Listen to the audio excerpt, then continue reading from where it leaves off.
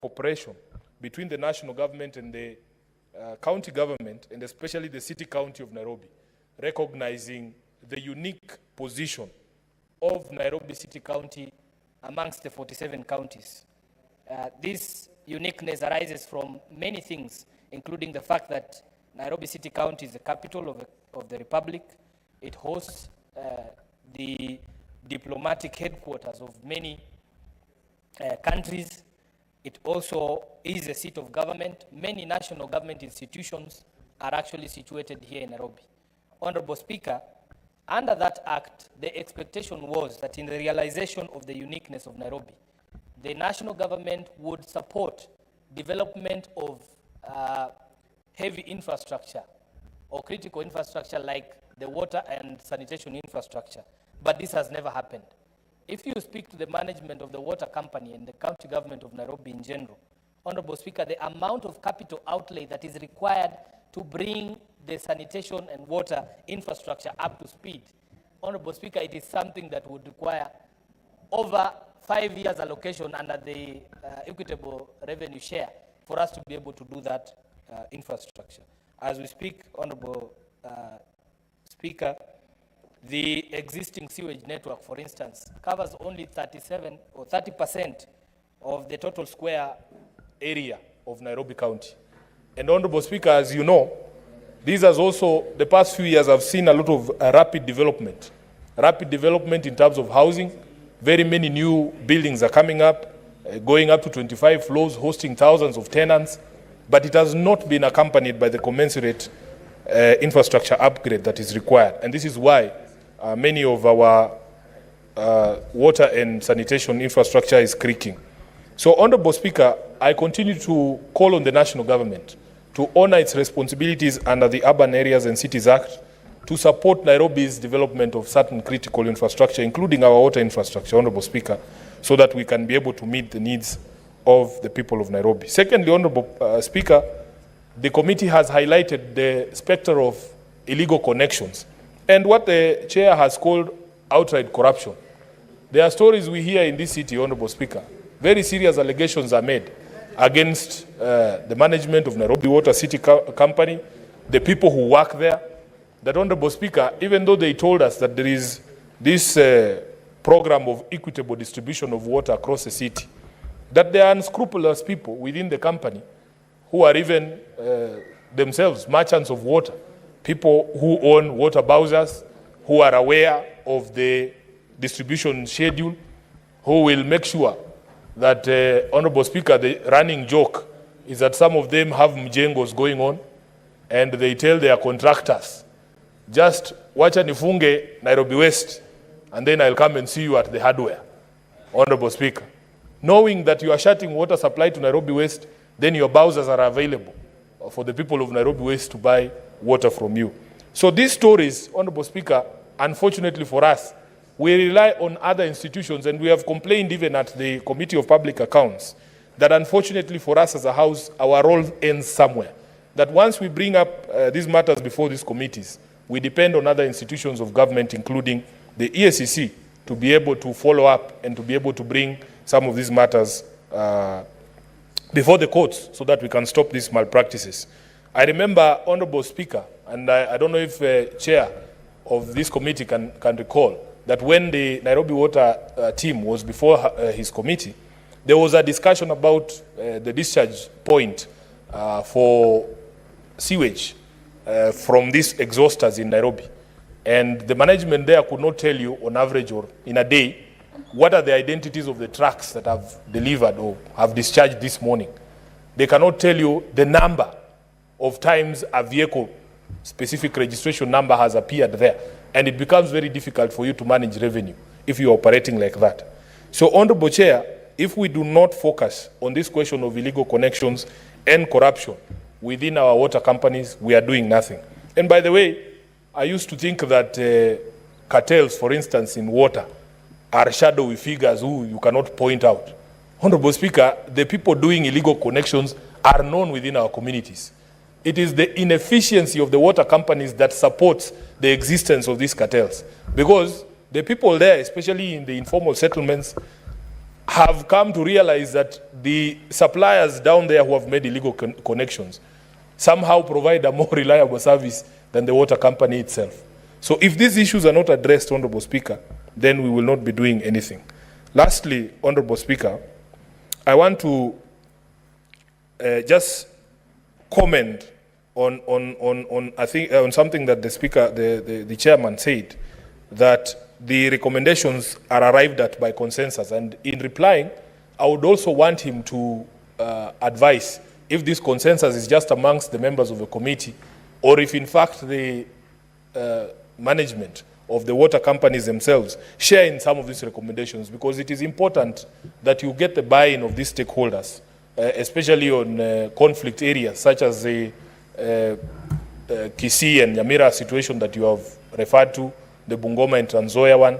If there is no commitment from those stakeholders to resolve those problems, there's not going to be resolution of those problems. So therefore, Honorable Speaker, I want to thank the committee. I thank them for the support that they are rendering to all these entities for them to be able to improve. At the end of the day, Honorable Speaker, what the people of our counties expect is reliable water supply. If you look at the statistics, the people who in this city have access to water 24 hours are less than 40%. The rest of us, Honorable Speaker, we have to play pata potea with our water supply. And this is a situation that is not acceptable. And we have to call out the management of these companies. We have to call out the management of our counties to ensure that this is done. Nairobians have waited for so long, Honorable Speaker, because, you know, there's a project that we were following very closely on the Northern Collector Tunnel that was supposed to add an additional 170,000 cubic meters of water to our daily supply, which would have helped because we are running a deficit of over 200,000 cubic meters of water every day. We need to be updated on the situation with the Northern Collector Tunnel and all the other water projects that the people of Nairobi have been waiting on, so that we are able to assuage the situation and as well in the other counties. With those many remarks, Honorable Speaker, I thank you and I support the position that has been taken by the committee. Thank you, Senator Sifuna. I was really hoping that when you were talking about the honeysuckers, and you have informed the House that they discharge their sewer in rivers, and we have that problem. Senator Cherargei.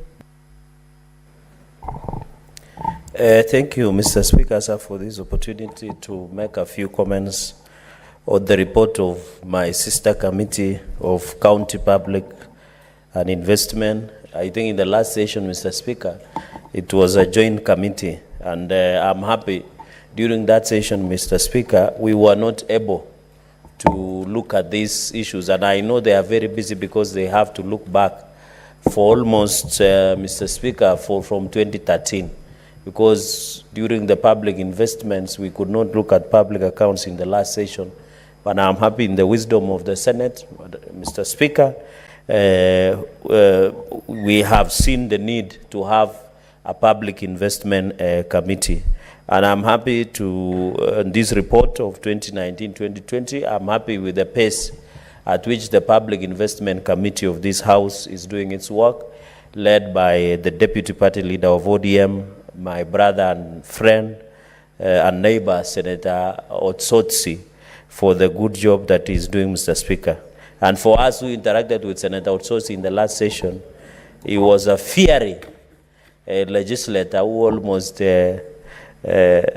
angamised one of our principles. But I'm happy nowadays he's more calm.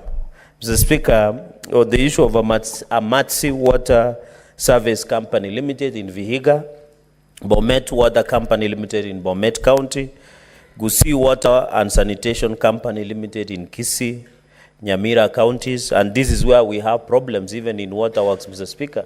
Remember, for example, Nandi, there are many shared, Mr. Speaker. Even in Nandi, we have a Loret Water and Sanitation Company that covers both Wazingishu County and Nandi and part of Lesos in Nandi's constituency. We have Kisumu Water and Sanitation Company in Kisumu County, Kwale Sewerage and Sanitation, Nyeri and Sanitation Company, Mr. Speaker, where Wamunyoro village is. Mr. Speaker, on many aspects, I want to be very clear, Mr. Speaker, on many issues. I agree that most of our Mr. Speaker, most of our companies are on the red, water companies, even Kapsabet Water and Sanitation Company, Mr. Speaker. For example, Water and Sanitation Company is under in Nandi County, where we still depend on generators and electricity to pump water into Kapsabet town, Mr. Speaker, and its environs. We had expected that the government would expedite the construction of a Keben Dam, Mr. Speaker, which was upscaled to 24 billion Kenya shillings, Mr. Speaker. I know there are a number of dams across the country, like Tuaga Dam. There is also Karmenu Dam, Mr. Speaker. There is Posta Dam in Bomet. There is also Itare Dam in Nakuru. Chemasusu Dam was complete. We had one, the Aror and Kimwarer dams in Elgeyo Marakwet County, Mr. Speaker. We have two rivers in Wazingishu. Mr. Speaker, we have the one of Sondu Dam that was supposed to cost 40 billion, that is between Kericho, Nandi, and Kisumu counties, among other dams across the country, Mr. Speaker. So it is very important that water is life. Water should be accessible, Mr. Speaker. If a society where it will reach a point that water is more expensive than soda or any other beverage, Mr. Speaker, as a society, we have collapsed. I know in northern part of the country, we still have challenges of access to water.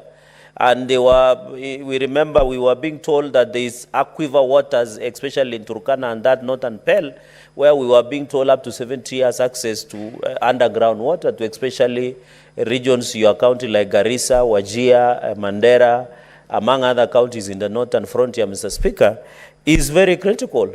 As a society, Mr. Speaker, when you don't have water for domestic use to drink, Mr. Speaker, there were, many years ago, there were a clamor for changes in reforms of water sector, Mr. Speaker.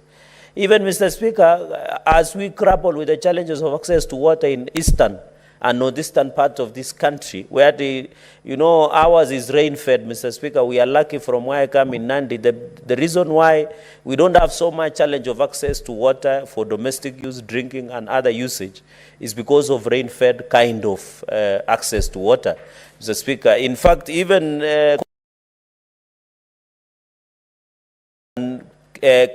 counties that border Indian Ocean, Mr. Speaker, there was even a proposal of Mzima Springs that is not sufficient. We need desalination of, because the auction water has salt, Mr. Speaker. Those are some of the access to create water in these areas, Mr. Speaker. But can you believe living in Nairobi is like living in some eastern or northern eastern of this country? Because, Mr. Speaker, water only appears in Nairobi like medicine, Mr. Speaker. No one is sure. That is why the thriving business of water bowsers in this city, Mr. Speaker, where at the moment there are many water bowsers. Even in when you drive in the Nairobi roads, Nairobi streets, Mr. Speaker, you will always spot water bowsers. It's a booming business. Because, Mr. Speaker, I don't know it was by default or by design, where the supply of water has collapsed in this city, Mr. Speaker. We were being told the northern corridor of Murang'a should provide sufficient water, sufficient water to Nairobi City, Mr. Speaker. So, Mr. Speaker, I can tell you many Kenyans, 4 million plus residents of Nairobi, Mr. Speaker, there is no difference with people who are living in Wajir or Turkana in terms of access to water. You have to buy water, which is expensive in terms of household expenditure, Mr. Speaker. You know, many families across the country, Mr. Speaker, spend 60% of their income on food. Food being inclusive of water, Mr. Speaker. I think that is the challenge as a country we must grapple with. And I think as a country, our people should be able to access clean and safe water wherever they are.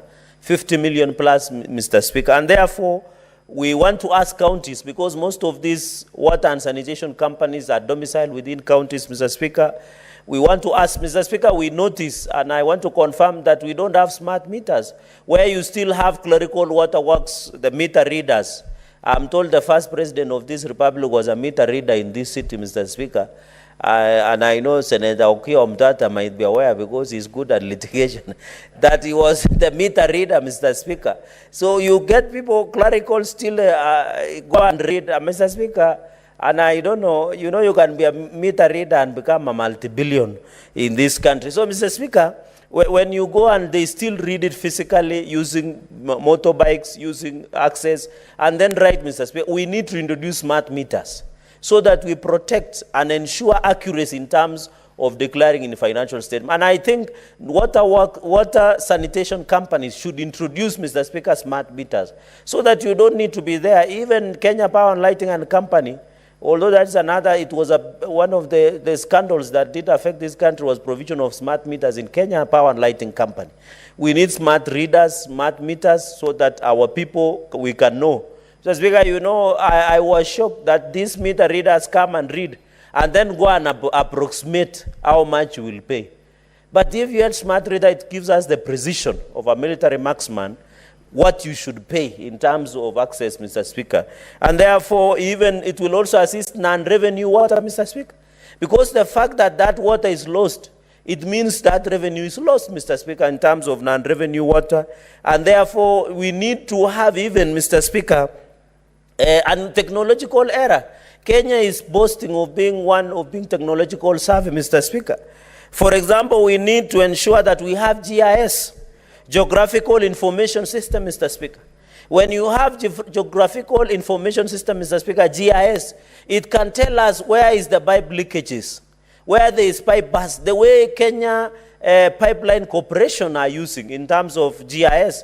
Say that if you are taking fuel from here to Eldoret to Kisumu, these pipes that KPC all the way from terminal, Kipevu terminal or wherever in Mombasa, they should be having a GIS to detect water leakages so that you prevent non-revenue water and loss of revenue because water is spilled or the pipes are burst, Mr. Speaker. So when we have GIS, Mr. Speaker, and I hope the committee led by my brother has noted this, it will assist in terms of ensuring that when you have geographical information system, it can detect the way we detect fuel when there is leakage. They can become precise, Mr. Speaker, and ensure that we can be able to detect any leakages of water or burst pipes in the system or infrastructure within. And I hope other companies, like whether it is coast companies, whether it is in Rift, whether it is in Nairobi here, it should be able to use GIS, Mr. Speaker. It is something that is easy. And I hope, Mr. Speaker, we should not be told counties or when they're upgrading to GIS that it is taking 104 billion. The way the ICT infrastructure upgrade was done in terms of the upgrade of NHIF and SHA, Mr. Speaker, because you know the funny part, and Senator Eddy will tell you, the funny part with an infrastructure of app, you need upgrade, you don't own it. It becomes absolute. So when you pay a lot, like the way you are paid 104 billion for infrastructure in terms of NHIF, then there is a big problem, because that's software, you'll keep it improving, Mr. Speaker. Then, Mr. Speaker, on the issue of what I am happy that there is a report. I have seen there is a version, Mr. Speaker, of a mediated version of Water Act. This, Mr. Speaker, should resolve the issue of Water Trust Fund. You remember the amendment that was brought, what we call the Water Amendment Bill of 2023. The intention was to reverse, Mr. Speaker, contravening fourth schedule, where water and management and water sanitation and access to water was left to counties, Mr. Speaker. You remember there's still animals called waterworks. Like now we have coastal waterworks. We have Lake Victoria North, where Nandi, Kakamega and Vihiga and other counties are falling within. We have Lake Victoria South waterworks. We have Central Rift waterworks. We have Tana waterworks. We have Tana Adi waterworks, Mr. Speaker. These waterworks undermine devolution. In fact, these waterworks, Mr. Speaker, should be completely taken off. For example, in Lake Victoria North waterworks, where Nandi is, the headquarters in Kakamega, but when you go there, they have hired only one tribe, and yet it covers my county, Nandi, it covers Vihiga, it covers Kakamega, Mr. Speaker. I think Ngishu was removed, it is now in Central Rift. We are suffering. Most of the development in Lake Victoria North, in terms of even drilling water in schools and hospitals, Mr. Speaker, and other community center, they are only drilled in Kakamega and Vihiga and other areas, but Nandi is left out, Mr. Speaker, because of perception that this region, Mr. Speaker, and it undermines Article 10 or principles of good governance and national values, Mr. Speaker. So when you look at Lake Victoria North, Nandi, when you look at the projects that come to Nandi through that waterworks as opposed to other regions, Mr. Speaker, it is very unfair. And I think it is high time we disband and ensure coastal waterworks, No Drift Waterworks, Tana, other waterworks, any other waterworks in the country should be disbanded because they let the counties and the county governments run those waterworks under the water and sanitation companies. And I hope in the next report, the PIC committee must tell us that we need to bring down all waterworks because that is where the bastion of corruption is. Most of the dams that I mentioned, like Tuake, Karmenu, Posta, Itare, Keben, and other dams, Mr. Speaker, including Sondu, and including North Rift and even Aurora and Kimwarer, are run by specific waterworks, Mr. Speaker. These same waterworks are becoming bastions of corruption and inefficiency and ineptitude, Mr. Speaker, at running, Mr. Speaker. Number 3, most of the boards that run these water companies in counties and sanitation companies is becoming a big challenge. For example, even in Kapsabet, where I come from, Mr. Speaker, we don't have a functional sewerage and sanitation, Mr. Speaker. It was done by the Mzungu that is near Kiropket, behind Kapsabet town, Mr. Speaker. That even environment impact assessment has not been done by NEMA. In terms, Mr. Speaker, when you go, we are trying to do one in Nandi Hills town that has been given to a contractor near Kosoi, next to Nandi Hills town, Mr. Speaker. The water and sanitation, in terms of sewerage and sanitation, should be efficient. Most of the sewerage and sanitation, Mr. Speaker, can you believe, most of them were constructed by Muzungu. I think Senator Mungatana said something that as Africans we need to be careful. We believe that Muzungu money will change us. It will not change. If we want to remove the present neocolonialism of running, Mr. Speaker, this nation, Mr. Speaker, we need to agree, Mr. Speaker, and in terms of, we need to improve that infrastructure. I am happy that as we even do affordable housing, Mr. Speaker, we should also work with ensuring that we have a proper sewerage and sanitation for the affordable housing program so that we have a complete circuit. So that when you live in a house, you are sure of access to water, you have access to sewerage and sanitation because, Mr. Speaker, most of the sewerage and sanitation areas are next to public places.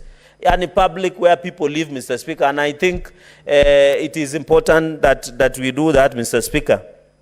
Mr. Speaker, the regeneration of water sources, I have seen Nairobi regeneration program where the government is trying to hire most of the young people, Mr. Speaker, and ensuring that they have access. Mr. Speaker, number 5, of course, the issue of water service provider in terms of bulk water program, Mr. Speaker, purchase agreement, we must agree. Water should be accessible, Mr. Speaker. There is a song in reggae that a society becomes dysfunctional when there is nothing that is of development, Mr. Speaker. There is song that when you look outside the window, do you see anything to smile about, Mr. Speaker?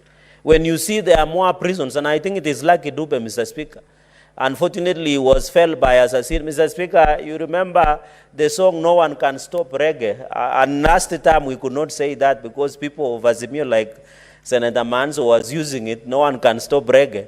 You remember, Mr. Speaker, I think in 1987, Peter Tosh was felled by the assassin, and Lucky Dube, Mr. Speaker, went to sing about No One Can Stop Reggae, Mr. Speaker. And in fact, last month, Mr. Speaker, we are remembering Peter Tosh because he's one of the biggest vibrant in terms of reggae genre, Mr. Speaker. I know, Mr. Speaker, people are listening like Senator Eddie are listening to Triomio, like Nimekuma, Kufinish Kumalo, Mr. Speaker. And I'm told there is a new one called Iyani, Mr. Speaker, where there is new mastingos, tutakufa kifo ya mende, Mr. Speaker. So, Mr. Speaker, what we need as a country, even as we do regeneration of rivers within, Mr. Speaker, is important. We want to ask, Mr. Speaker, even in provision of bulk water agreement. And I want to see, Mr. Speaker, the mediation report, and I want to thank your office on the water mediation report. We must agree that let us stop undermining and reversing issues that, and Mr. Speaker, all of us who are seated here, you know, one of our senators went to become the deputy president, Mr. Speaker. Many people will become governors.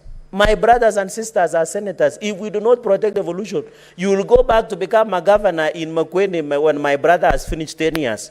Don't interfere with him in 2027. When he has finished 10 years, Senator Maanzo, you don't want to go and run a county government. That is a shell, Mr. Speaker. Senator Otsotsi, I know your governor is going for the last term. I know you don't see eye to eye, but you don't want to go and inherit a county government that is dysfunctional. Mr. Speaker, as we talk, the counties are yet to receive their disbursement, contravening Article 219, Mr. Speaker. Even in Garissa, Mr. Speaker, your governor is serving the second term. But your ambitions looks beyond the governor level, Mr. Speaker. But the point I'm trying to make, let us not be part of the people who will legislate ourselves out of business. So that we can, I remember Senator Ochila Yako, when he was the senator here before my brother, Senator Edi, Mr. Speaker, and you know he was the only young man in Nyanza who campaigned with an helicopter. So it looks he is a man of means, Mr. Speaker. We used to tell the people like Senator Ochila Yako, the current governor, that we need to protect devolution. So that when you go back to become the governor, Mr. Speaker, you don't suffer. Mr. Speaker, let us be careful. Even on this report of water mediation version, I want to ask colleagues to be very careful. Senator Otsosi and your committee, you need to assist us. I have seen Senator Kisang, part of the PIC members. I have seen Senator Edi, who is a member of PIC, Mr. Speaker. Let us ensure counties function into the fruition, Mr. Speaker. Even the issue of running of the companies. I saw, Mr. Speaker, in conclusion, you saw Northern Corridor that is providing water to Nairobi. They need to be compensated. Even in Nandi, Mr. Speaker, we are giving water to Kakamega, but in Tuia Bay, there is no water. In Kapkangani, water is no water, yet we give our water to Kakamega. You go to Chebara, where my brother Senator Kisang comes from. Water is taken to Eldoret. The people of Chebara are not receiving access to clean and safe water. Yet they are protecting the source of water that comes to Eldoret. We are protecting the water that goes to Kakamega. Muranga is protecting water that comes, Mr. Speaker.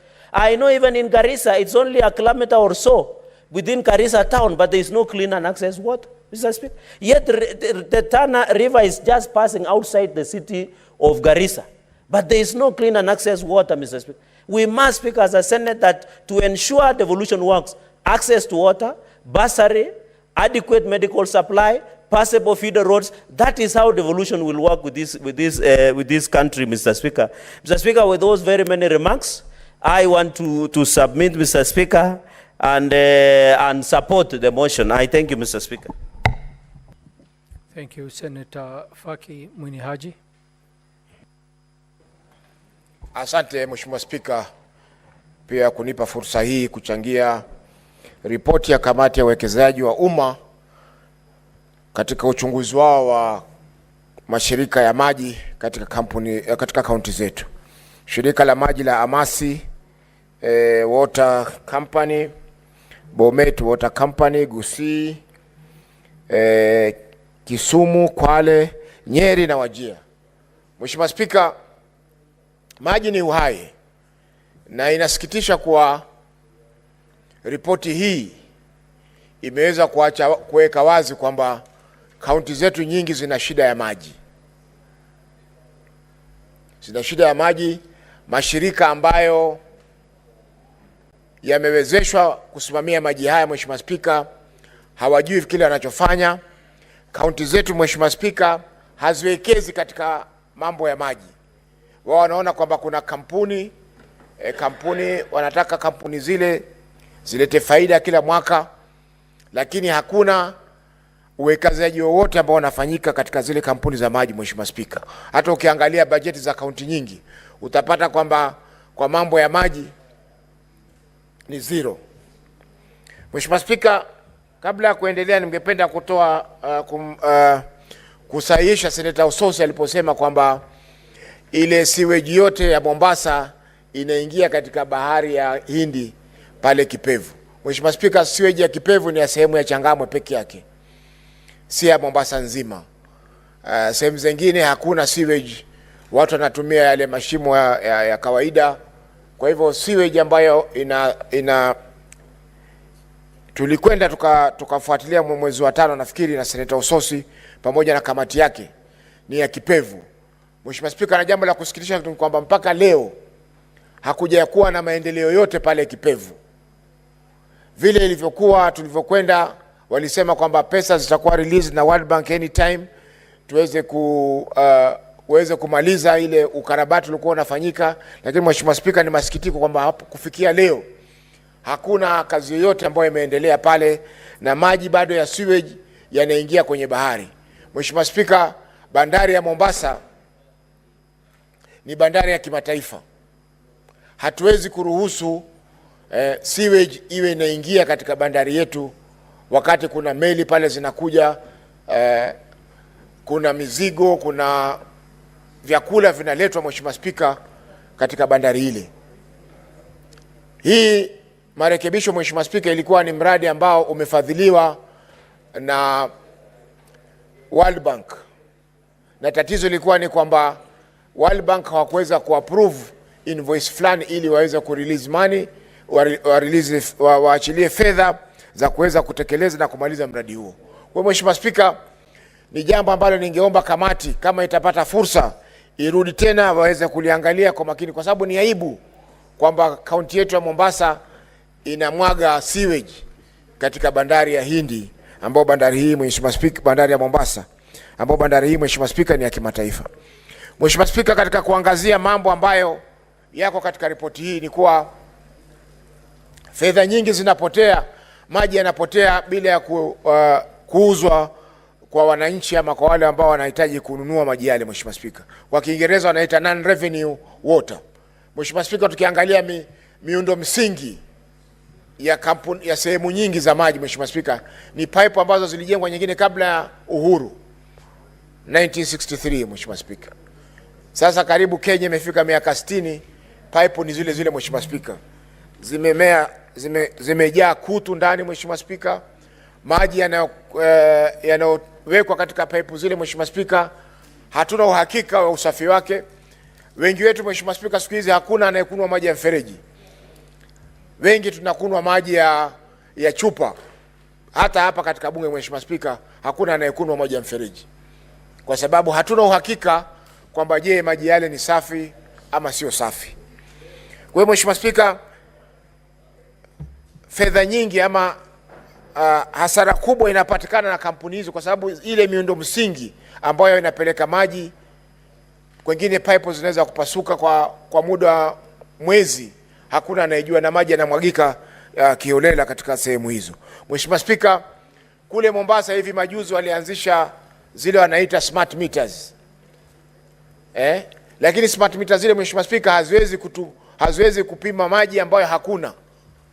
Ikiwa wewe huna maji yanayoingia katika tanki yako ama yanaingia nyumbani kwako, hata ukiwekewa smart meter itakuwa hujatibu lile tatizo ambalo liko.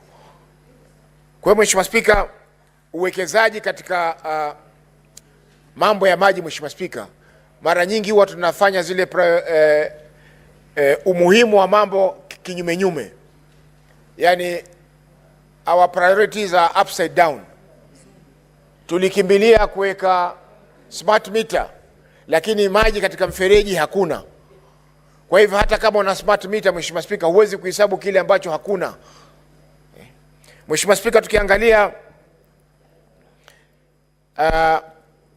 masuala ya uwekezaji katika kampuni hizi, utapata kwamba ni ule mtaji ambao uliwekwa na serikali wakati wa nyuma ndio unaendelea kutumika katika kampuni zile. Kampuni nyingi zinapeleka hasara, kwa sababu japokuwa iko haja kubwa ya maji, kila mwananchi anataka kutumia maji, Mheshimiwa Spika, lakini maji yale, Mheshimiwa Spika, kuyatoa katika sehemu zile ambazo yanapatikana mpaka kuyafikisha katika majumba ya watumizi imekuwa ni shida. Mheshimiwa Spika, kwa mfano kama Mombasa, maji yake mengi yanatoka Mzima Springs, lakini Mzima Springs ile kutoka ijengwe 1940s mpaka leo hatujaongeza hata nusu pipe. Sisi yetu ni kukarabati pipe na kuomba pesa za kufanya utafiti wa kuwezesha vipi tutaweza kujenga pipe nyingine. Mheshimiwa Spika, ukienda leo pale Mzima, Mheshimiwa Spika, utasikitika kwamba wale walioweka Mzima Springs waliweka Mzima 1 na Mzima 2 na Mzima 3, lakini leo miaka 60 baada ya miaka 60 ya uhuru, zaidi ya miaka 60, tuna Mzima 1 peke yake ambayo ndio inapeleka maji Mombasa. Mheshimiwa Spika, sehemu nyingine ya maji ya Mombasa ni yale maji yanayotoka katika Mwache, na sasa Mwache Dam inajengwa tena ili iweze kusaidia watu wa Mombasa kuweza kupata maji rahisi. Lakini Mheshimiwa Spika, bado kuna mizozo baina ya kaunti zetu. japokuwa maji zile sehemu za maji ni sehemu za kitaifa, lakini bado kaunti zetu zina maji. Kwa mfano, hapo nyuma kulikuwa na mzozo baina ya Kwale County na Mombasa County kuhusiana na zile mradi wa maji wa Mwache. Watu wa kaunti wa Kwale walikuwa wasema maji ya Mwache yatumike Mwache peke yake, na hali yale maji ambayo yatapatikana pale katika Mwache Dam yatakuwa yanaweza kutumika Mombasa na kufaidisha pia watu wa Kwale. Mheshimiwa Spika, sehemu nyingine ambayo inaleta maji katika kaunti ya Mombasa ni Marere ambao pia iko Kwale. Hivi majuzi, Mheshimiwa Spika, wale watu wengi wanaokaa sehemu za Changamwe constituency, Jomvu constituency katika kaunti ya Mombasa walikosa maji kwa sababu maji yote ambayo yalikuwa yanatakana kuja Mombasa yalikuwa yamepelekwa Kwale mjini ili kusaidia maandalizi ya Mashujaa Day ambayo ilifanyika juzi. Mheshimiwa Spika, hayo ni masikitiko makubwa kwamba mpaka sasa tunaweza kufungia maji karibu watu 1,000,000 maji yaweze kupelekwa sehemu moja kwa sherehe ya siku moja. Mheshimiwa Spika, kwa kumalizia ni kuwa maji ni uhai. Mheshimiwa Spika, maji ni uhai na hakuna uwekezaji wa kibinafsi katika masuala ya maji. Tukiangalia kaunti zetu nyingi, Mheshimiwa Spika, kama ni Watabuza wana 1 ama 2. Ukiangalia Mombasa nyingi labda ziko 3 ama 4, kwa sababu moja iko Likoni, moja iko Changamwe, moja iko Kisauni na moja iko Jomvu. Hii Mheshimiwa Spika, kama ingekuwa kaunti zetu zinaekeza katika masuala ya maji, ingekuwa wananchi wanapata maji ya rahisi, maji ambayo yana uhakika kwa sababu ni masafi, na vile vile pia zile kampuni za maji zitaweza kupata fedha za kukimu mahitaji yao. Lakini Mheshimiwa Spika, ukiangalia kila mwaka balance sheet ama hisabu za fedha za kampuni hizi, wanaendelea kupata hasara na kupata hasara na kupata hasara. Hivyo basi inabidi wananchi warudi tena kuingia mifukoni mwao ili kufadhili kampuni hizo, kwa sababu kampuni zenyewe hazina njia ya kuweza kupata fedha za kuwawezesha kukua. Mheshimiwa Spika, jambo jingine pia ni kutegemea zaidi misaada ya mashirika ya kimataifa kuhusiana na masuala ya maji. Japokuwa ni wafadhili wetu na wanatusaidia, lakini Mheshimiwa Spika, imefika wakati sasa lazima sisi pia wenyewe tujisimamie. Haiwezekani kuwa serikali inaweza kutoa, kwa mfano, maji wanaopata watu wa Mombasa yanatoka kwa Coast Water Services Board ambayo wanauzia shirika la Mombasa Water, na wao wanapewa muda wa kulipa kama ni siku 90 ama ni siku 100. Mheshimiwa Spika, hiyo inaitwa credit window ambayo inatumika. Mheshimiwa Spika, pia haisaidii kwa sababu utapata pia kwamba hufikia wakati maji yakafungwa, watu wakapigizana kelele, wakakimbizana, ndio maji yafunguliwe, wananchi waweze kupata maji. Kwa hiyo Mheshimiwa Spika, ni lazima kamati, mbali na kuleta ripoti hii, Mheshimiwa Spika, iangalie kwa ndani zaidi ni vipi ambavyo tutaweza kuzitoa hizi kampuni zijinasue na lindi hili la ukiritimba ambao unasababisha wananchi wakose maji na vile vile pia kampuni zisikue. Mheshimiwa Spika, kwa kumalizia, pia haya mashirika ya kiserikali ambayo yako katika hizi sehemu zetu, kwa mfano Coast Water Services Board, kule kwengine iko Tana Athi, kule kwengine sio iko Lake Basin. Mheshimiwa Spika, kaunti zetu pia atakana zipawe hisa katika mashirika haya. Isiwe ni shirika la serikali kuu wana supply maji. Ukiangalia kama wale wakurugenzi ama madirekta wale wanachaguliwa watu ambao hawana uzoefu katika maeneo yale. Hivyo basi inakuwa ni vigumu kuweza kuleta mawazo ama kuleta fikra ambazo zitaweza kusaidia kurekebisha zile kampuni zilizoko vile. Kwa mfano, Mheshimiwa Spika, shirika la Coast Water Services Board, serikali inaweza kuwa na share moja, Kwale ina share moja, Mombasa, Kilifi, Tana River na Lamu, kila moja ipewe share moja, ili wao pia wawe wana uwezo wa kueleza ama kusikiliza masuala yao katika mashirika hayo. Kwa hiyo mengi, Mheshimiwa Spika, naunga mkono ripoti hii na naipongeza kamati hii kwa kazi nzuri inayofanya ikiongozwa na kiongozi wetu Ososi ambaye pia ni naibu kinara wa chama chetu cha ODM. Asante Mheshimiwa Spika. Senator Wahome wa Matinga.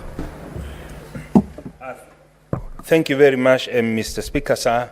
I also like to support the report by just chaired by the chair by Senator Ososi.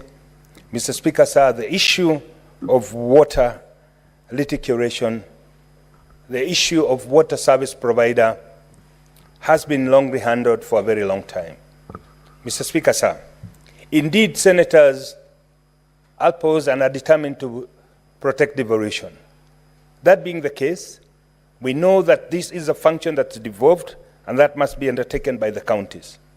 However, Mr. Speaker, it must never be lost to us that we have aspects of water, specifically in some counties, that cannot be handled by the county government alone, but must be a concerted effort by regional bodies. Therefore, Mr. Speaker, sir, I am one of those who support water development agencies because I think it's the high time that we change our approach in water reticulation.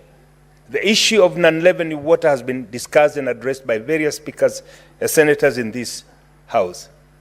However, Mr. Speaker, sir, the amount of investment that's required to put intelligent water systems, including the lines and the smart meters, including the reservoirs and dams, cannot be achieved by a single county. It's also not lost to us, Mr. Speaker, that different counties are endowed differently. Some of these natural resources, where we have rivers, they are counties that do not enjoy those natural resources. And therefore, Mr. Speaker, it is imperative that we look at the water issue as a close-cutting, multi-county issues and can therefore only be invested into by a government, both local and both county and the national government, by making water accessible to almost everybody in this country. Mr. Speaker, sir, if you look at the counties, and I'm happy to say that Nyeri County is one of the counties that has water, perhaps little water challenges. However, that is only limited to some sub-counties in Nyeri. When you go to Kieni, that is Kieni West and Kieni East, we have proposed dams, Karimeno Dam that was proposed way in the 60s, Narumoro Dam that was proposed at around the same time, but garnering the resources and the budget required to come up with those dams, Mr. Speaker, has remained a challenge. But that can be achieved, Mr. Speaker, if we have now the new approach of public-private partnership, where we make water a tradable commodity and ensure that the private equity flows into their business. Mr. Speaker, sir, non-revenue water, some of the companies having as much as 70% not left unchallenged, because if we are able to address the issue of non-revenue water, then we would be generating enough resources even to address the issue of the equity that's privately acquired. Mr. Speaker, sir, this can only be possible if we also have a paradigm shift in the way we think. In other countries, Mr. Speaker, we know that pension funds are invested to develop the infrastructure. We know that pension funds are used to ensure that water, both clean water and sewage water, is addressed. Mr. Speaker, sir, as we address the issue of clean water, as we address the issue of potable water, we must at the same time look at what we do with the sewage water. Mr. Speaker, in many counties, Nyeri County included, most of the areas do not have a functional sewage system. That means that most of the water that is used finds its way back into the rivers again. This, Mr. Speaker, we know it is against the SDG goals of which Kenya is a signatory. And therefore, Mr. Speaker, sir, we must address the issue of ability to raise equity. We must address the issues of ability to attract investors into the water sector. And some of the water bodies, some of the water service providers, Mr. Speaker, they are too small to achieve economies of scale. Sitting in the water committee, Mr. Speaker, we had a recommendation that we must look at what the size of a water company is for it to be able to achieve economies of scale. As much as we talk about the issues of governance, Mr. Speaker, it is also imperative that we also look at how big it is. We know for you to be able to achieve a certain magnitude of investment, you must also have a certain number of consumers. Therefore, Mr. Speaker, as much as we talk about this being a devolved function, it is also important we try to look at a new approach of having regional bodies that where counties can merge and have a water service provider that can be able to achieve economies of scale. Having said that, Mr. Speaker, it is also important to look at the way the boards of management in water bodies are formed. Most of these, Mr. Speaker, are people who are appointed politically because they are politically correct. We know that most water development agencies, most water service providers, they've become den of corruption because people who are elected as chairs, they go there to try and regain what they lost in politics. Mr. Speaker, moving forward, we must look at the issue of governance. We must look at the issue of accountability. We must look at the issue of transparency. But as we look at that, we must also look at the issue of being able to generate private equity to invest in the infrastructure so that we can reduce the non-leavened water, but at the same time also employing smart meters so that we know that the bulk water that has been generated can be dispatched and it is also consumed. That must happen for the clean water as well as also sewage water. Mr. Speaker, sir, we know that one of the biggest challenges, especially in the county of Nairobi, is having sewage flowing into the river. Mr. Speaker, sir, that can only be addressed if we account for every drop entering into the household and trying to address the same, but that it must also be treated so that what we discharge back into the rivers does not pollute our environment. Mr. Speaker, sir, the issue of water in some counties has become quite a disadvantage because of their geographical location.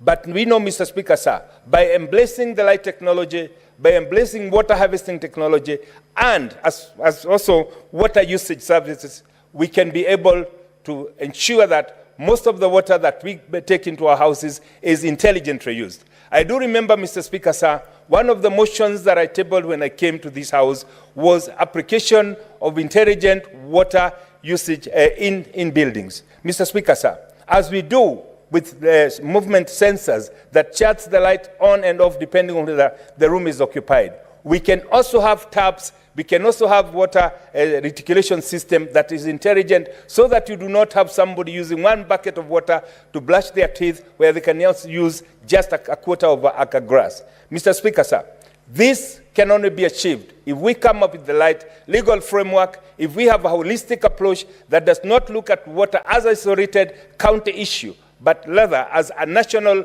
approach whereby we would have the law. And that is why I am one of those who support the bill that addresses the issue of bulk water. Why, Mr. Speaker, sir? We know in most countries, in Western countries, water, because it's a tradable commodity, it is able to attract investors, and therefore, even the management of the reticulation itself, because this is an asset that must be able to amortize itself, it is managed in a more prudent way.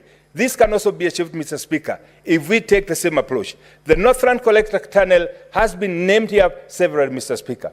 We know if we had put that private equity into that by now, we could have realized the project. By now, we would be selling the commodity. And at the end of the day, the goal of having cheap, clean, and affordable water will be achieved. Mr. Speaker, as I conclude, I would want to commend Nyeri County because we've been performing very well.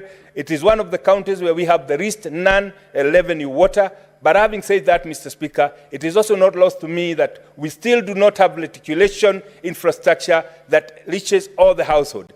At about 70%, Mr. Speaker, sir, we still have another 30% to go, and this can be achieved if one will renew our infrastructure. And to do that, I think it's the high time that we come up with a legislative framework that will allow the water bodies to be able to access private equity from the banks by making water a tradable commodity. Mr. Speaker, sir, I want to take this opportunity to thank the committee for having come up with this report, and I think for the senators, it is a challenge that, yes, we must look at the water service providers. We must put a keen eye on that because that is one of the low-hanging fruits, something that we can be able to realize quick gains and by so doing also help our legislators, our people. Thank you, Mr. Speaker. I support.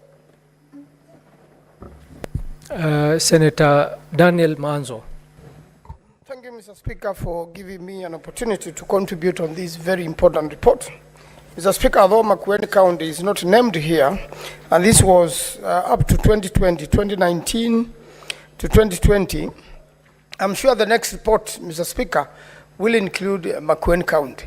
But most important, Makueni County, Kitui County, and Machakos counties are served by River Athi, among other rivers, whereby River Athi goes through Nairobi. One of the worst things which has happened to this river is that raw sewage, and especially by the honeysuckers, is released, fresh to this river. There has been an effort to clean up River Athi in Nairobi. I've seen the president launching cleanup projects, but as soon as he leaves, the people who are supposed to clean the river, they also leave with him. And therefore, it becomes like a PR exercise, and the water downstream continues to be dirty. With the sewerage systems in Nairobi, last week, and even the last 2 weeks, there have been releasing raw sewage water to River Athi, and it is green through Machakos, Kitui, and Makueni. And most unfortunately, Mr. Speaker, a lot of Kenyans use this water. It is used by many water companies in Makueni. And therefore, we must come up with a system to make sure that there is clean, safe water be consumed by the people in Kenya. Mr. Speaker, there is water storage, and the water is devolved under Schedule 4 of the Constitution. But unfortunately, the national government is still holding 90% of all the water systems. The counties have not received their monies in the last 4 months, and it must be very frustrating for a governor to sit in the county. You want to deliver water to the people, and you have no money to do this. Mr. Speaker, there are boreholes, most of them mismanaged through these companies, most of the money collected and stolen by individuals. In Makueni, out of the water companies from the last report, only the Kibwezi one, which is somewhere on Mombasa Road near Kibwezi town, seems to have performed better. The rest, you could not account for the monies. You could not account for so many things, and yet a lot of money has been put into these water companies. So what do we need to do, Mr. Speaker? The country needs water. I started hearing it from the Moi era in 1986, when I was in primary school, that every home is going to have clean water. Up to today, water is still far away from most homesteads in Kenya. Piped water is still not available to every homestead in Kenya. And yet, Mr. Speaker, is a very cheap way. It's the easiest thing to do if the government seriously invested in water first. You rather even stop all the other projects. Deal with water first. Get water to the people. And then next, do the roads to the people. Probably by doing that way, then it will become much better. You will improve in irrigation, you will improve in agriculture, you will have enough food for the people, and then do the roads so that the same can be transported to marketplaces. Otherwise, Mr. Speaker, although there are good policies, they have not been implemented. The people of Kenya have waited patiently for clean water into their homesteads. It has not happened, and it does not seem to be in sight soon. Thwaka Dam, which has been talked about by quite a number of contributors here, is 94% done, but now stalled for the last 2 years. I am pushing the government. I was there recently. It is very expensive to delay a water project because the contractors are on site and they are charging the country. And it is not the only one. There were quite a number of them, the Mwache Dam, the Northern Collector, and all of them, Mr. Speaker, seem to have stalled. So when will we give Kenyans water in their homesteads? All these dams, the Thwaka Dam was supposed to give water to Kitui, Machakos, and Makueni, even water for irrigation.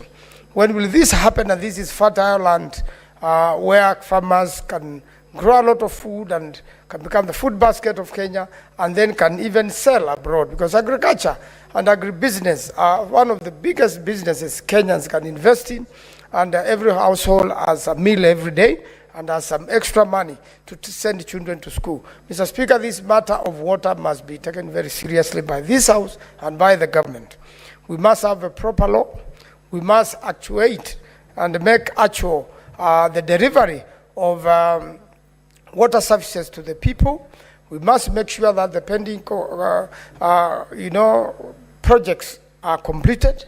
I am wondering why the Treasury is frustrating the Ministry of Water so much, why the Treasury is frustrating the counties so much. Why can't money is going to the counties be given priority so that the governors can prioritize on water? When you look at the Notresh water, which the Center for Narok was talking about, it comes from somewhere Mount Kilimanjaro. For many years, it went to water flowers of individuals. And then the moment it was supplied to the communities around Kajiado and Makueni, then it became another big problem. And corruption, serious corruption, have riddled these water companies. there are as many corrupt officials as you can get. There's no capacity even to try them.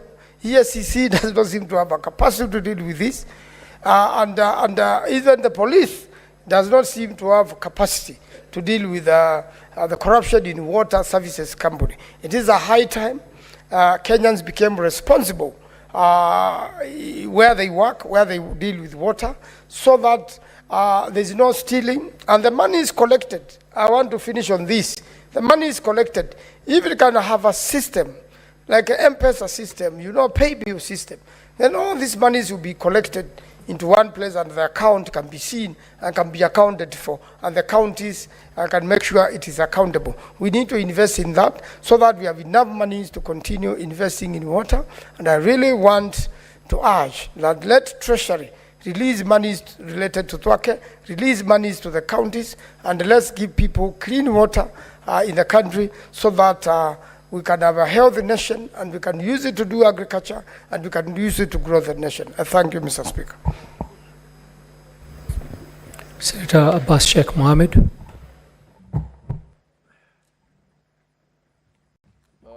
you, Honorable Speaker. Honorable Speaker, I want to also join the other members to support the report. Honorable Speaker, I think the report, I want to commend the committee first for the excellent work they have done, because visiting 80 water companies is not an easy thing for knowing the resources that is available to this country, this Senate. Honorable Speaker, water is actually a very crucial resource that is life. Kenya has actually plenty of water, but always scarce to be utilized by people or accessed by people. Honorable Speaker, Kenya also has the highest number of institutions that manages water. We have almost 12 water works, 9 other regional developments, all and the companies on every county that manages water, but water is never available at a given time on demand. I think it's just purely on lack of management and lack of transparency. Honorable Speaker, the water companies in the counties are actually almost not functional, most of them, especially my county, Wajir Wasco is actually getting resources from World Bank, is getting money from the counties, but of course, the counties are not even, the water company is not even able to pay itself for some times now, and even up to 200 staff were laid off, and to date, they have not been paid their dues for almost 5 months they worked, and whatever, any other gratitude. However, until some of them went to court, and it's only this week some payment has been done. About 7 of them have been paid for 4 months, and the rest have not been paid. And that much the county is actually, the Wajir Wasco is actually in obsolete, in dire need of money. Still the money is available from the World Bank. It is there, the council also supporting, but because it's not well managed, that resources are not well managed, and at the same time, one other thing is the county, the company is actually experiencing issues to do with resource generation. Wajir doesn't have pumped water source. There's no rivers, it's landlocked. It depends. It depends on boreholes, the groundwater. We have about currently 600 boreholes. And these boreholes have been managed by communities in different parts of the county. Boreholes have been run by community committees. It has now become a cash cow for the communities. Instead of paying money now to the Wajir Wasco, the communities are not ready to give back the boreholes to be managed by the counties. Honorable Speaker, I think the most important thing now is that my committee, the Committee of Devolution now, water is actually a devolved function. But the problem is that of the 9 water agencies and many regional, I think there are about 4, like Victoria, Tana water, and the Coast Water, all these guys don't want to release these institutions back to the counties. I think it's the high time that this House must be able to support the counties so that at least these functions can go back to, be taken back to the counties. One other thing is, Honorable Speaker, most of these companies are non-entities actually. Most of them are not even registered. Some of them, they don't have legal status, and they cannot be operating officially, legally. And the way it is being run, even appointments are done by the governors.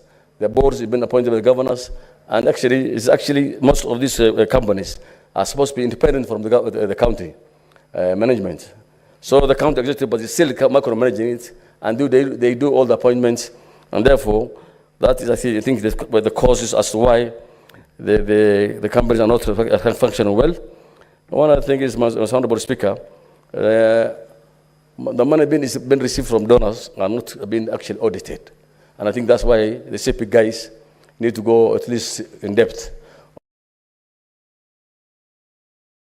companies, so at least we can be able to know how they manage their resources. Most of them don't even have their own generated own source funds. The money is not actually even accounted for. So it's the high time that, because the World Bank or the counties cannot be able to manage the water companies for the people of the respective counties. So we need these companies to be at least viable, be able to generate their own resources, so that at least they can be able to sustain themselves. Otherwise, as it is, I think it will not go far, and most of them will be closed down. One other thing is actually legal status should be done. These companies must be registered, and must have shareholders, so at least they will be able to generate their own funds.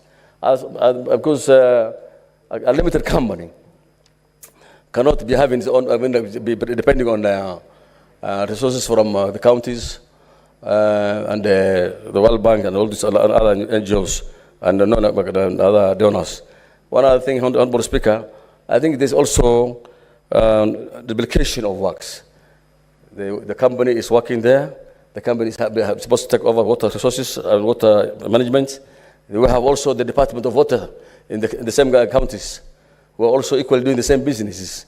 So I think we need to have, to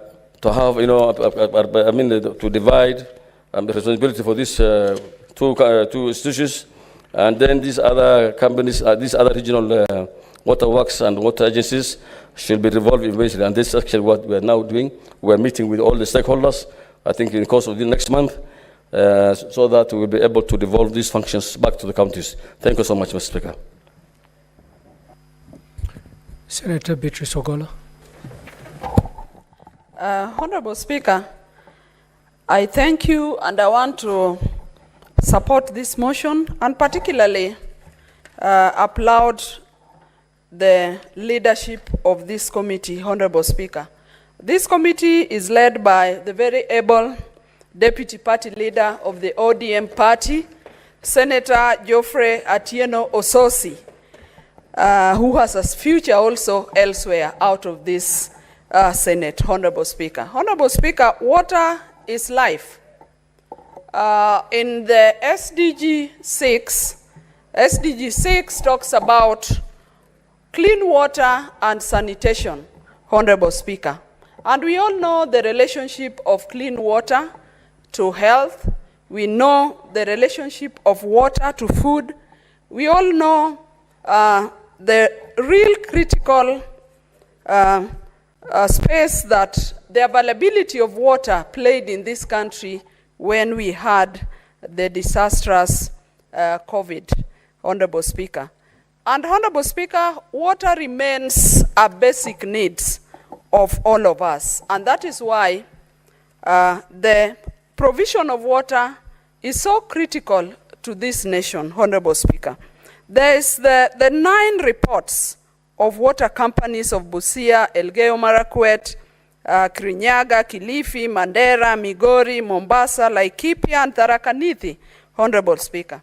But the obstacles that we continue to meet in this sector remains uniform in all the counties, Honorable Speaker. In the report, Honorable Speaker, the committee makes reference to aging infrastructure. Honorable Speaker, I was lucky to have served as a CEM of water for some 6 months in Homa Bay County during some transition as we are going for the 2017 election in Homa Bay County. I was then the CEC of lands, but I had the privilege to serve as CEC of water for some 6 months. And Honorable Speaker, all the challenges that this committee talks about are challenges that I encountered when I had that short stint as the water CEC. Honorable Speaker, the infrastructure that our counties have, especially in the municipalities, in the county headquarters of the county, remain the same infrastructure that has been there for all the time that those towns have been there. In particular, in Homa Bay Town and Homa Bay Municipality, we have an aging infrastructure. Despite the growth that has been there, then it means, Honorable Speaker, that this infrastructure cannot consistently and sufficiently serve this growing population in the town. So as much as the Lake Victoria South Water Board has dealt with, through development partners, has dealt with the availability, the supply of water.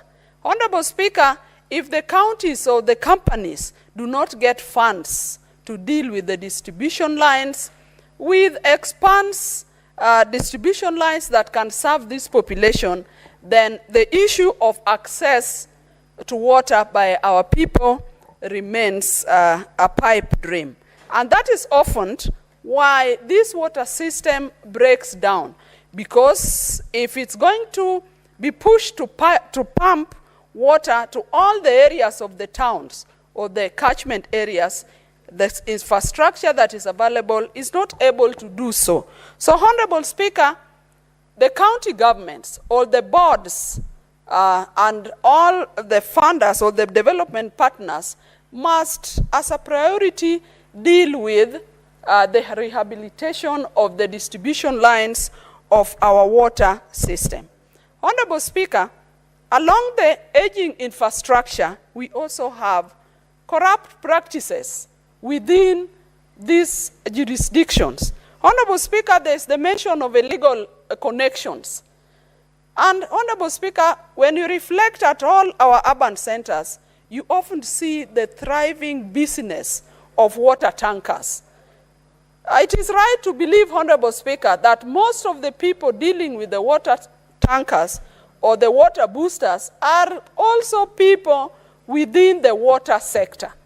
And Honorable Speaker, then it means that they are able to cause inadequacies in the provisions of water so that they are able to make their businesses thrive, Honorable Speaker. Honorable Speaker, water remains a basic need. And as a country and as the world as enshrined in SDG 7, everybody should be able to access water as a basic need. Honorable Speaker, the report also mentions the high operating costs, and Honorable Speaker, this is a setback to the realization of a water supply in most of our companies. Honorable Speaker, most of the companies and the municipalities as we have still rely on electricity as a source of power. And a number of the companies are not able to pay their electricity bills. And so you have a lot of interruptions in the provisions of water in our municipality. Honorable Speaker, there's also a mention of governance. Honorable Speaker, in most of the companies, this is a menace that in providing water, this system, these provisions must be managed by competent people that are appointed, Honorable Speaker. We urge our governors that oversee these companies that go ahead and appoint people who can actually manage these water companies. The water companies must not only be limited to employment bureaus in our municipality. Honorable Speaker, I must also mention that our county bosses or the managers of the counties must also work on physical planning of the towns, because the physical plans enable the water system to be realigned to the urban centers. And lastly, Honorable Speaker, I also want to mention that water provision must not only be limited to the urban space, that everybody in this republic deserve the provision of water. So our counties, as they focus on water provision in urban centers, we must also enhance access to water in our rural areas. Honorable Speaker, in my own sub-county headquarters, that is Ndiwa Town, as we talk, we have no water. And yet, the Lake Victoria South Water Services had invested in a borehole in Ndiwa Town that is capable of serving the whole town and the environs, that is not limited to 1 or 2 wards in that sub-county. But what is happening, Honorable Speaker? The borehole is available, water is available, but distribution, all the lines are destroyed, Honorable Speaker. And Honorable Speaker, I've raised this with the Water Ministry and the Water Secretary, but all have been told is that the county government of Homa Bay should look at the rehabilitation of this distribution line. And I call upon our county government of Homa Bay, look at the rehabilitation of the distribution line of the main water supply of Ndiwa Town, so that the people of Ndiwa can be served. Honorable Speaker, we know that water plays a role. Water is related to health, as I've said, to food, and even to security. Honorable Speaker, in this country, we've had situations where we have floods when there rains. And yet we see that our government is not able to harvest this water in time so that it can solve the scarcity of water at times of drought. So rightly, we walk from drought, and then we run into drought. And we see how drought is related to lack of food and security. Honorable Speaker, I live and I support this motion. I want to urge Kenyans that Kenyans, let us go for courses that will serve the water sector. The water sector is able to give a solution to the unemployment situation we have in this country. Honorable Speaker, this country will lack adequate plumbers, we lack adequate water engineers, and this can be solved by our people, our Form 4s that leave school, going for artisan courses, going to the Kewi school. The Kewi school is sufficient enough to train skilled manpower for this sector. Honorable Speaker, I support. Thank you. Senator William Kisang. Thank you, Honorable Speaker. Honorable Speaker, I also arise to support this motion and also admit that I'm also a member of this particular committee, and thank the last Senate, 2017-2022, Honorable Speaker, because in its own wisdom, they saw the need to split the oversight committees into 2. Otherwise, the special funds and the water companies, Honorable Speaker, would not have been audited by this particular House, Honorable Speaker.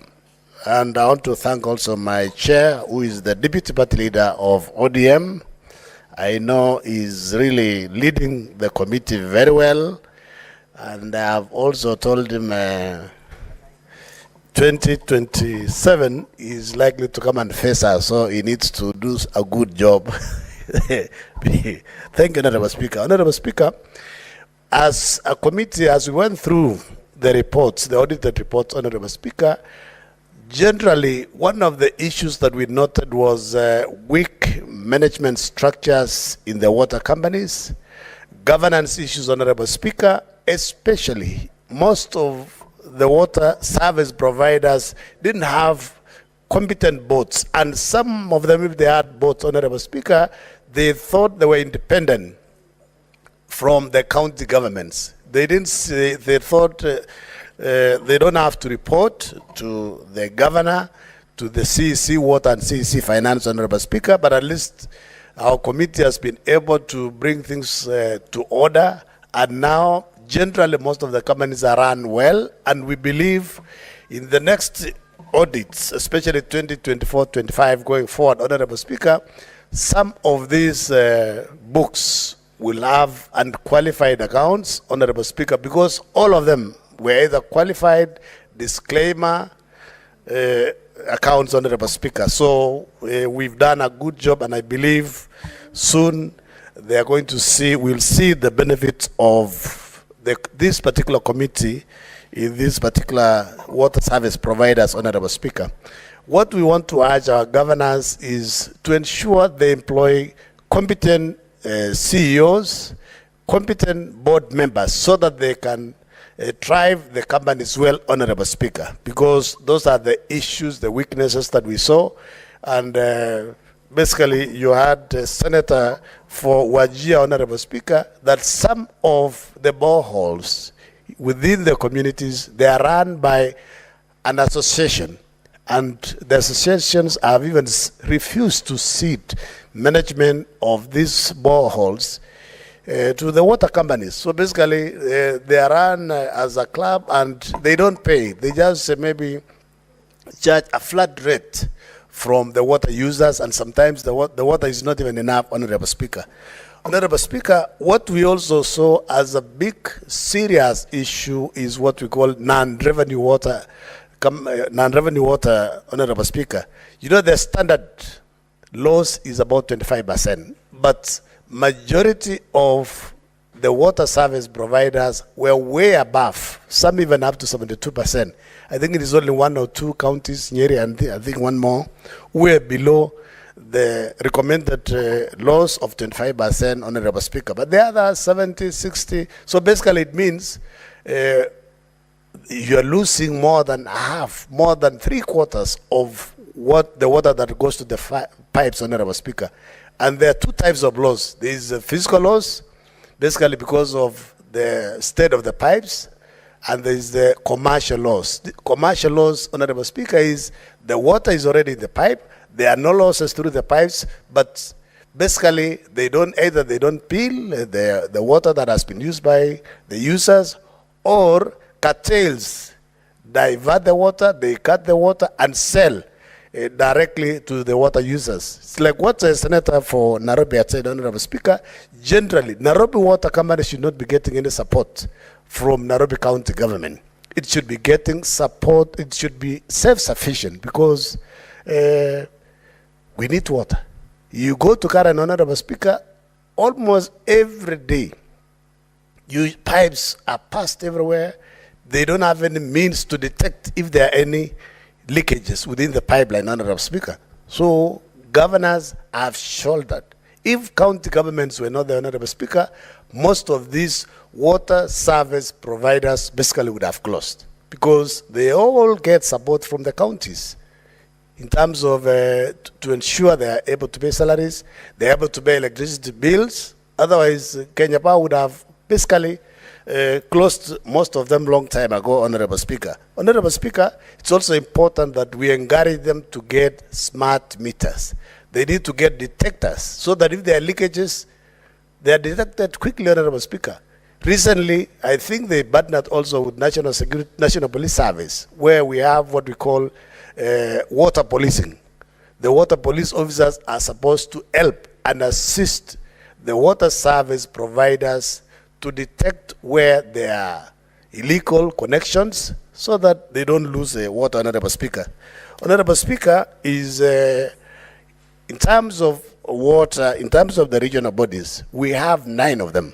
But imagine, Honorable Speaker, some of these water regional agencies take loans on behalf of water service providers, and the water service providers don't know. They just find themselves, there is a loan here, they were not involved, they didn't negotiate. A visibility study of the water projects were not done through them, so they just see loans and people are coming to the regions that there is a project that is coming up.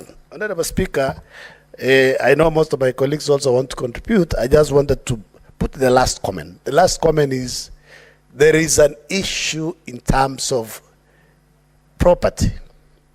There are some plans, vehicles, equipment, and even the land where some of the water service providers are domiciled, Honorable Speaker, and they don't have the titles.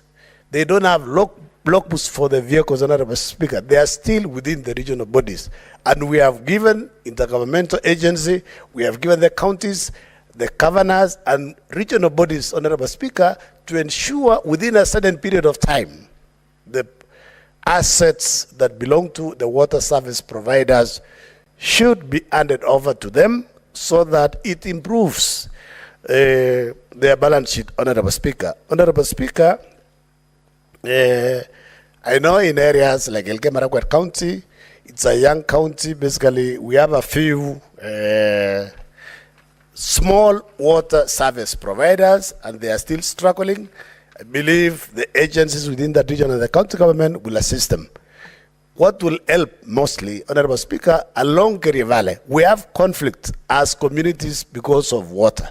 I believe if water is managed very well, basically even inter-clan or inter-community conflict because of pasture, because of water, will be reduced if, Honorable Speaker, our governors sit down and they ensure our people get clean water across the counties. Honorable Speaker, I don't want to say much so that I cede time to my colleagues. I support and I support. Thank you, Senator. Senator Hamida Kibwana. Thank you, Mr. Speaker. Mr. Speaker, I support this motion, and I commend my very able chairman, our deputy party leader, ODM, for the good work that he has been doing so far. Mr. Speaker, I just wanted to note for very few minutes just the cross-cutting points. The cross-cutting, actually, I was looking at the audit report, which was considered by the team. The companies, the water companies, Mr. Speaker, have taken loans, some of them, due to develop infrastructure for big dams. But they end up not being able to do it. The big dams that, the funding was, they got the funds for the big dams, but then they did not consult, actually, the counties. So you may find that they expect the counties to pay for the services, but then the issue also is the last mile connectivity that has not been developed, actually, when doing a large dam. Now, a large dam without last mile connectivity, Mr. Speaker, does not work, I think, very well. And then the counties are expected to pay off. Mr. Speaker, when assets are developed with the water companies, they retain the assets, but do not transfer liabilities, but transfer liabilities to the county. So you find counties are overwhelmed with monies, or fundings to be paid, and yet this is a challenge for financial statement to the water companies, to counties. Mr. Speaker, also I remember the Auditor General was able to see the liabilities but no corresponding assets to the water companies.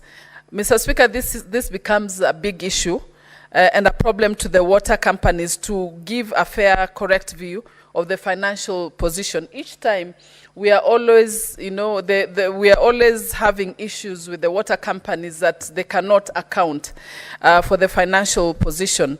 And to some extent, it's an indication that the national government is not ready, Mr. Speaker, to take care of those functions.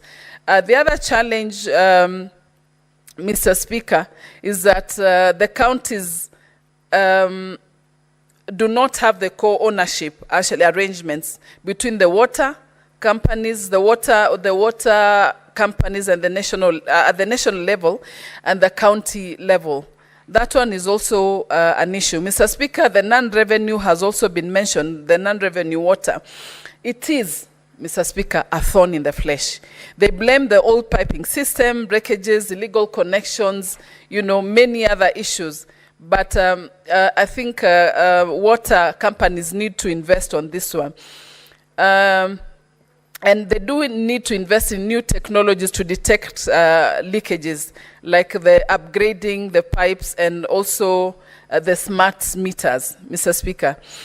We need to embrace the smart meters to tackle the commercial losses through the interfering of the meters. We always have people reconnecting and doing all sorts of issues. And that's why actually the counties go at a loss. There's some counties, Mr. Speaker, I related, they have multiple water companies. For example, Machakos have 6 or 7 companies, water companies. Kiambu, you recall, it has about 8 water companies. That is a challenge, Mr. Speaker, because most of the water companies are not economical viable. One last thing, Mr. Speaker, is oversighting and management is quite difficult on this one.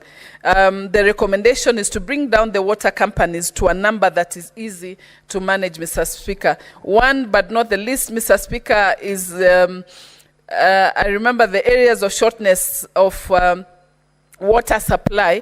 You find like Gusii are sharing, Gusii and Nyamira are sharing, that they are co-owning within the county. So you have the shortness of water, adequate supply, inadequate supply of water. Then other places you find adequate supply but no infrastructure in the water system. Replacements of the pipes, Mr. Speaker, put the companies in a very awkward position.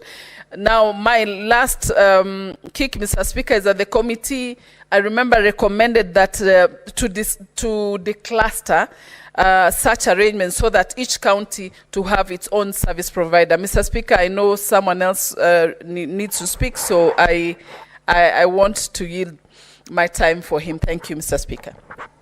Senator Hilary Sigei.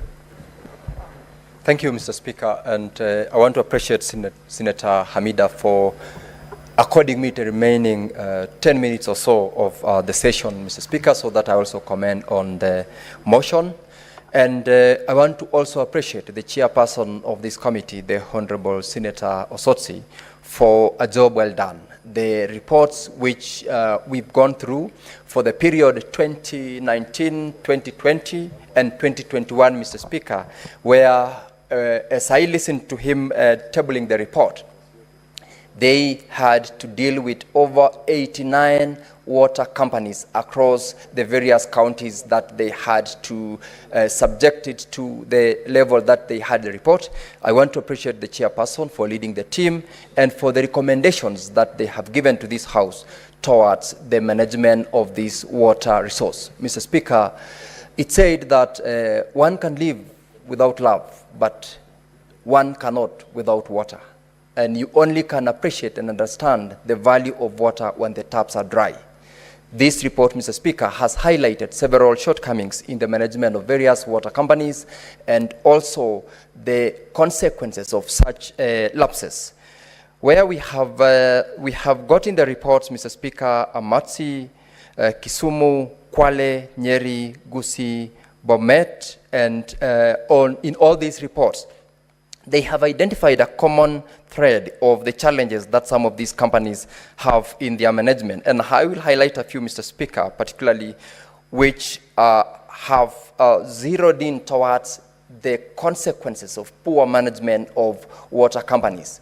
In terms of the aspects that they have identified, for instance, in areas where we have got unsupported property in terms of land, in terms of equipment, in terms of unreported or unregistered ownership to the properties leads to poor management style and designs. And in terms of reporting, most of these companies have indicated the fact that resources in terms of funds allocated always are lost, especially where management and governance of these companies limits the reporting and loss of funds to sometimes acquisition of those particular properties. Number two, Mr. Speaker, in the aspect of some of these companies in their previous management or governance, particularly in one in the audit report of 2019, which the Honorable Chairman ran us through, companies that had previously borrowed loans for purposes of running the affairs of their water companies, and in the course of transition have failed to be properly audited and disclosed, have led to areas of pilferages of public resources. And in terms of the recommendations that they have made, if only most of these companies in their respective counties comply with implementation of those recommendations, we will end up getting the appropriate management style that will lead to support of the companies and also service provision to the public. Mr. Speaker, particular interest which I've picked from the report of the year 2019, 2020, and 2021 are continuous unresolved queries which have been raised. You find, Mr. Speaker, that in the year 2019, a concern has been raised with regard to, for example, inherited loans or inherited unremitted funds which have been deducted from employees for purposes of remitting as statutory deductions. That has gone from 2019, 2020, and 2021 as per this particular report.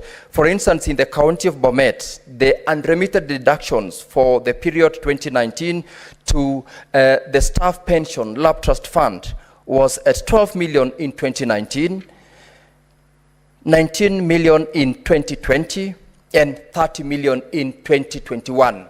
That tells you, Mr. Speaker, that despite the recommendations that have come from the Auditor General in directing the management of such companies, the county governments, because of their poor governance structure, have failed to commit to such recommendations, and the consequences of which is continued ballooning of those unremitted and collected deductions from the management of the staff salaries. Another very important and key note that we've picked from this report, Mr. Speaker, is non-revenue water.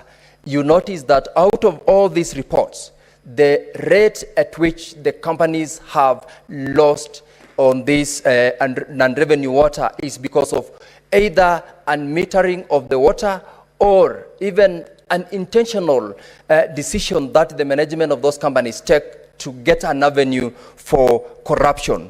Mr. Speaker, the regulations allows up to 25% losses. In these reports, Mr. Speaker, for the 3 financial years, I have noticed that in Bomet County, for instance, in 2019, the losses where we produce over 4.6 million cubic meters, we can only account for 2.1 million cubic meters. We have a loss of 53%. Senator Sigay, when we resume this debate, you will have a remaining time of 14 minutes. Honorable Senators, it is now 1 p.m. Time to adjourn the Senate. The Senate therefore stands adjourned until later today, Wednesday, 23rd October 2024 at 2:30 p.m.